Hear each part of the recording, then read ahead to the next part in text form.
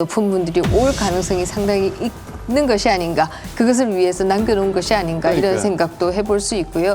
또 다른 한편에 있어서는 이것을 나중에 전매 이런 것을 통해서 아마 비싸게 분양할 생각으로 남겨둔 게 아닌가. 어찌됐든 간에 임대가 123채라고 얘기를 했다가 100채만 내고 23채를 남겨두었다 라고 한다면 이것은 뭐 처음에 공고와도 맞지 않는 것이 아니냐라는 생각을 할 수 있습니다. 김정 교수님 그 근처에 사셨다고 그랬잖아요. 그래서 야, 저게 어떻게 저기 아파트가 들어서지? 라고 의심을 했는데 전 세계에 이런 아파트 또 있을까 싶을 50m짜리 옹벽을 세운 그런 아파트가 만들어졌는데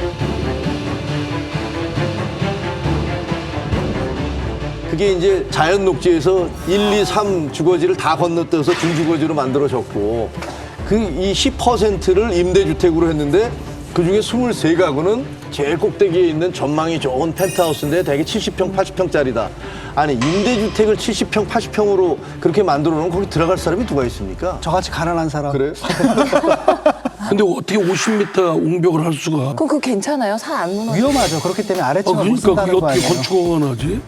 그게? 그래서 뭐 그 아파트의 일부 동의 경우에는 지금 뭐 사용 허가가 안 나서 그 공동 커뮤니티 시설 이런 것들을 사용하고 있지 못하다라고 하는 게 주민들의 지금 그게. 불평이 되겠습니다. 산림청에서도 이런 것은 본 적이 없다라고 얘기를 하고 있지 않습니까?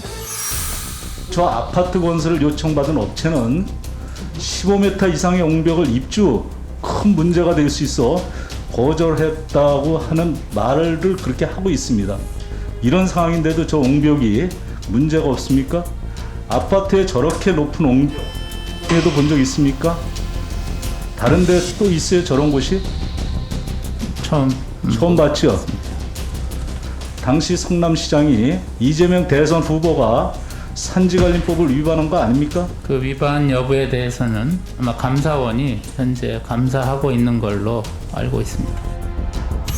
지금 이제 백현동의 23가구의 펜트하우스의 정체가 도대체 뭐냐. 이게 도저히 이해가 안 된다. 이거 외에도 예를 들면 대장동에 유동규가 있다면 이 백현동에도 김모 씨. 그렇죠. 김모 씨가 있는데 이분이 선거 캠프에서 핵심적인 역할을 했던 사람이 이 회사에 들어가고 난 다음에 갑자기 용도 변경이 된단 말이에요. 그러면 아니 어떻게 해서 이런 우연이 계속 발생하는 거예요? 왜 이재명 후보의 측근들이 어디만 가면 안 되던 일이 갑자기 되기 시작하는 거야? 이거를 그냥 야 그거 우연이야. 나 몰라. 나 그 사람하고 연락한 지 오래됐어. 그 사람은 2만 명, 3만 명 되는 그런 직원 중에 한 명이야. 이렇게 얘기하면 이거를 국민들한테 납득이 될 수가 있나요? 저는 굉장히 안타까운 게 그런 거예요. 제가 그 시절에 거기서 살고 있었는데 이런 일들이 일어나고 있는지 하나도 몰랐다. 저뿐만 아니라 대부분의 시민들은 아무것도 모르고 있다라고 하는 것이고 2014년 이후이기 때문에 성남시 의회가 이미 민주당이 다수당입니다. 반대할 세력도 없어요. 다수당이기 때문에. 그럼에도 불구하고 이재명 지사가 계속해서 얘기하는 것은 나는 이것을 관으로 가려고 했는데 국민의힘 쪽에서 반대해서 결국 민관으로 갈 수밖에 없었다. 이런 얘기를 하는데요. 백현동이 지어질 때는 이미 민주당이 성남시 의회도 다 장악하고 있을 텐데 그러면 왜 민으로 갔느냐 이 질문을 하게 되죠.